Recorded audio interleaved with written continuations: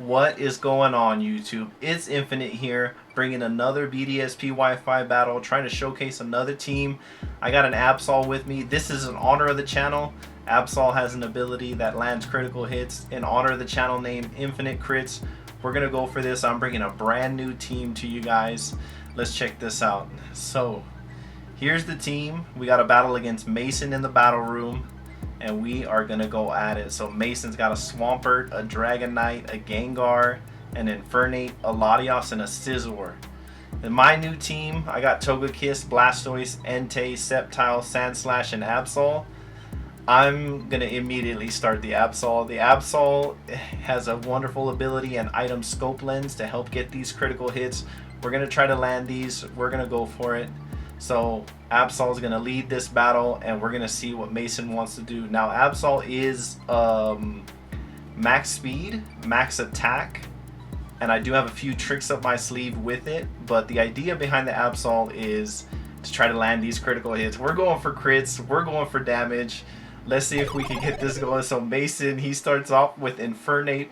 That's actually a really good lead for him. Absol has 3 weaknesses, fighting being one of them. I think I immediately am going to switch out into the Togekiss. So I'm expecting a close combat or something here. Togekiss is actually my switch in for when I'm threatened. So Togekiss has a choice scarf. He's max speed, max special attack. The idea behind this Togekiss is he has a Serene Grace ability, which makes it to where I can land some flinches as well with the Air Slash. So the Infernate goes for the U-turn there. That's a smart play. Bug moves are super effective against the Absol as well. So I was expecting close combat. U-turn works just as fine. He gets to see what I went out into and then go out into something of his own. So I'm actually expecting a bullet punch here now that he switched. And with that being said, I'm going right out into Entei. Entei's the fire. I do have Flamethrower on the Togekiss, but I expected a bullet punch there, and I didn't want to take too much damage, so he goes for a Swords Dance. Okay, so he's setting up. Not too bad. I didn't take damage with the Entei coming in, which is basically all I could ask for, and I'm pretty sure I threatened this thing right out, but I am choice banded, meaning I lock into a move. It gives me 1.5 times the attack. And Entei is out here going for the Sacred Fire, going for the kill on the Scizor. I know Scizor's a threat. Scizor is awesome. What a wonderful Pokemon that is. He's a huge threat. A lot of people use Scizor. Just going for damage here. Going to take this thing out. He is a +2, which is scary. I don't think a Bullet Punch would actually take out the Entei here, which is probably all he could do, but he does swap. He swaps out here. Actually, not too surprised because he could easily go down to a Sacred Fire, but into the Latios he goes. Sacred Fire comes through. It is choice banded, so it does a lot even though it's not very effective, and we get the burn, which is a really high chance to do, so exactly what we needed. He can't switch into that Latios too much more. We're going to try to create this pin a little later in the battle, but for now I think I'm going to switch. I'm actually expecting him to probably go for a Psychic here, maybe Psychic or I guess potentially he has Surf, but I just have to call the Psychic. I don't want to take too much damage on the Entei. I'm not sure Sacred Fire would have taken out that Latios. So out to the Absol. This is our boy. This is who we're trying to showcase here. And he does have Surf. Okay, so that actually does a lot. Does a lot of damage. He's probably choice specs even. This Latios that's huge damage. I was trying to call a Psychic there. Now, I'm not really expecting this Latios to want to stay in. I am a Dark type. I would have to assume that most people know that Absol has access to Sucker Punch. I'm expecting a switch, and so I think I'm going to go for the knockoff here to try to knock an item off of something else, and he does stay in. He does stay in. He goes for the Surf. Okay, so I tried to make a play there with the Absol. I could have easily gone for the Sucker Punch. And guess what? Crit mattered there. I got crit. So I take the critical hit. It definitely mattered. Let me know down in the comments. But anyway, so moving on. Here comes Blastoise.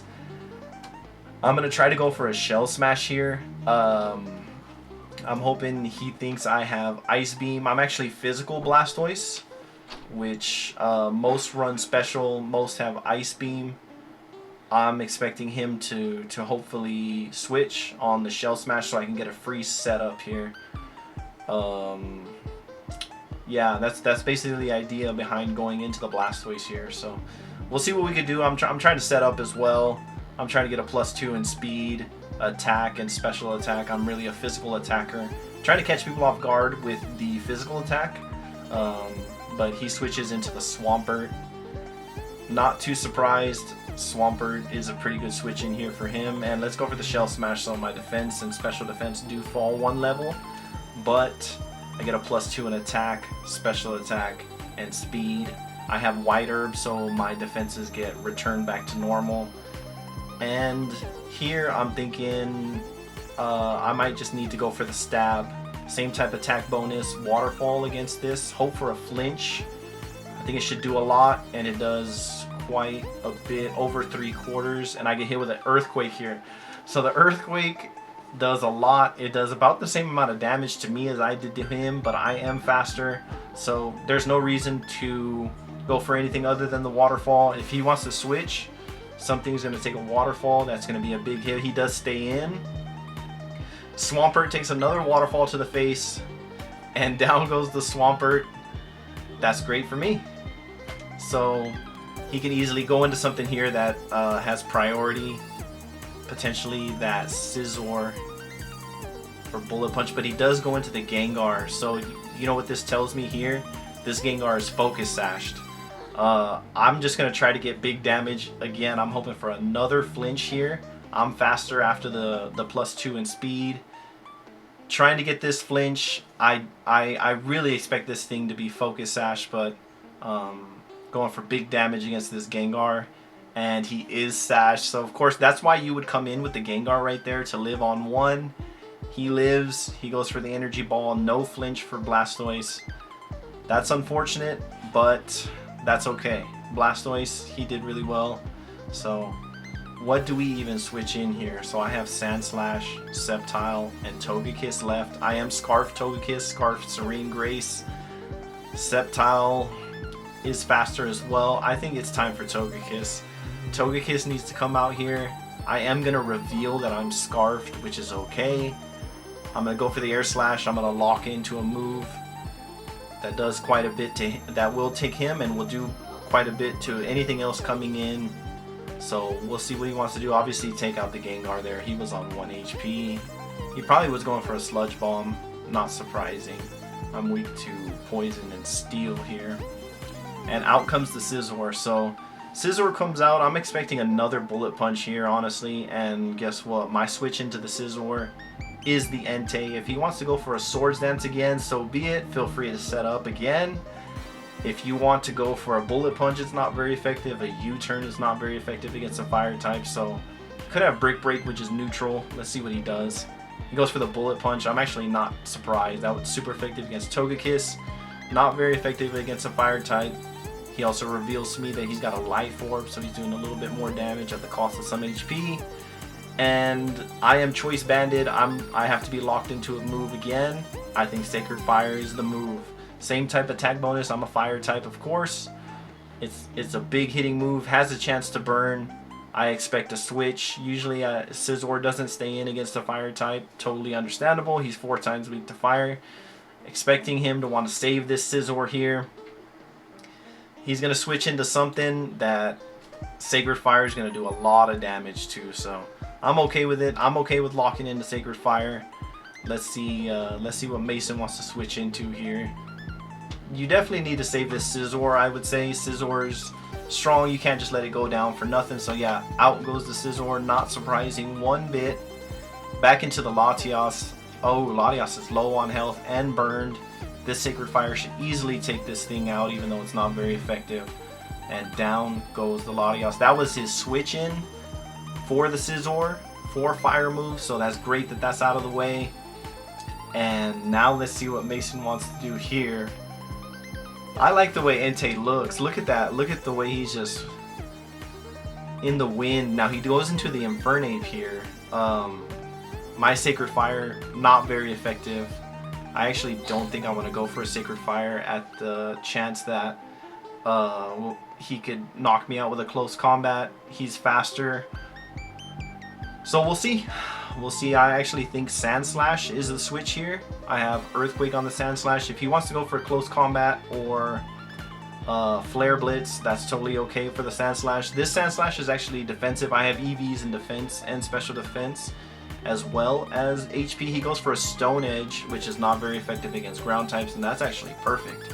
This is my opportunity to set some Stealth Rocks. He probably doesn't want to stay in with the Infernape. I am a ground type. I could easily go for Earthquake, so out goes the Infernape. Back into the Scizor. That'll give me a chance to set these rocks. I'm going to try to punish these switches that he keeps doing. I know it's a little later in the game, but I think any damage that I get could go a long way. And guess what? Right back out in the Entei. He has Scizor, I have Entei.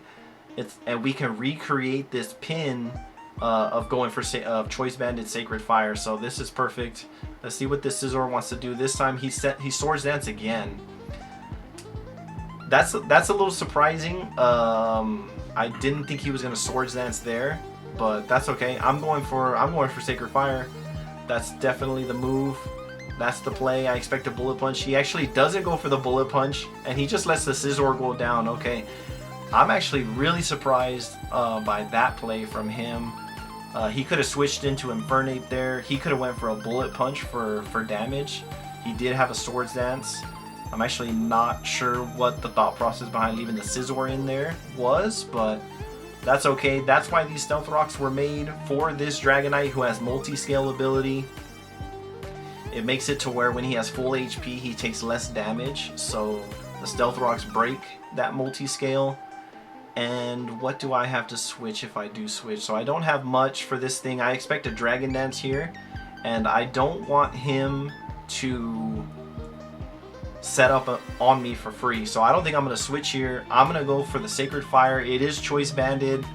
I'm actually going to hope for a burn as well on this Dragonite. If I get the burn, it halves his attack, and so that's exactly what I'm going to do. I know it's not very effective. Here comes the Sacred Fire. Choice Band is really helping out, and we get the burn, so that's perfect. Dragonite is now burned. He goes for an Outrage, 120 base power dragon move. That probably would have knocked me out had he not been burned. So the burn comes in clutch. Entei can just stay in now and continue to go for these Sacred Fires. He's got two left, so he's got a burn Dragonite and he's got an Infernape behind. And there's no reason that we wouldn't just take out this Dragonite here. And down goes the Dragonite. Mason is down to one Pokemon. He's got an Infernape. I have several. I think I have 3 or 4. And this looks like a daunting task for Mason at this point. Infernape comes out on the Stealth Rock, so that would break a potential Sash if he had it. And I think I'm going to switch here back into the Sand Slash. So I have Sand Slash, Sceptile, and Togekiss. I'm going to go right for a switch back out into the Sand Slash. I do expect a close combat or a Flare Blitz here. Either way, Sand Slash is my defensive switch, so let's get him out there. He goes for the close combat. Another huge move from him. And it does quite a bit to me. I don't think I'm going to be able to take another one of those, but that's okay. I have the Pokemon advantage. He is dropping his defenses every time he goes for that. So goes for another close combat. Not too surprising there.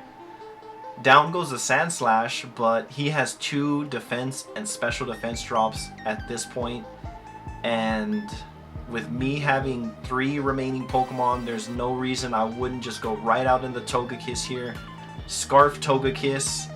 I got super effective Air Slash damage against this Infernape. I'm going to go for Air Slash, not Psychic, because it's Stab. So let's go for that.